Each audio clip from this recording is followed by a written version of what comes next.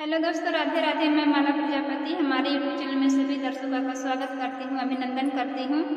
आज मैं बहुत ही प्यारा विवाह गीत लेकर आई हूँ। अगर आप सभी को अच्छा लगे तो प्लीज़ लाइक करना, कमेंट करना और मेरे चैनल को सब्सक्राइब करना। राजा जनक घरा करना जनमाली हो, जैसे दुई जिया के चाँद जी। राजा जनक घरा करना जनमाली हो, जैसे दुई जिया के चाँद जी।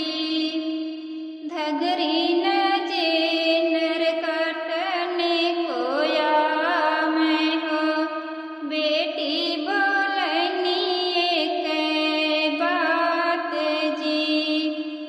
धगरी न जे नर काटने कोया माई हो, बेटी बोलनी एक बात जी।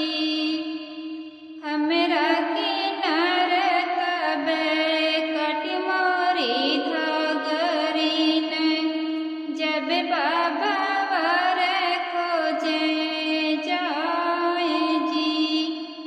हमरा किनार तबे कटि मोरी धगरी न, जब बाबा वर खोजे जाए जी।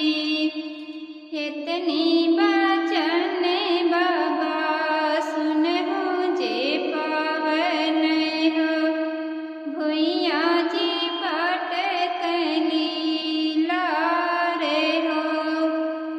इतनी बचन बाबा सुनहु जे पावन हो, भुइया जी पटकनी लारे जी।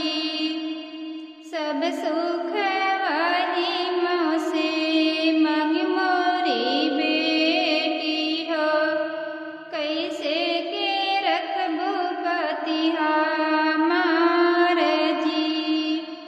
सब सुख वही में से मांगी मोरी बेटी हो, कैसे पति रखबू हमार जी।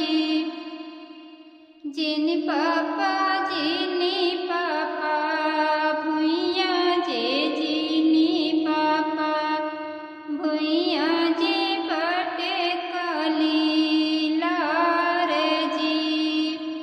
जिन पापा जिनी पापा भुइया जे जिनी पापा, पटका जे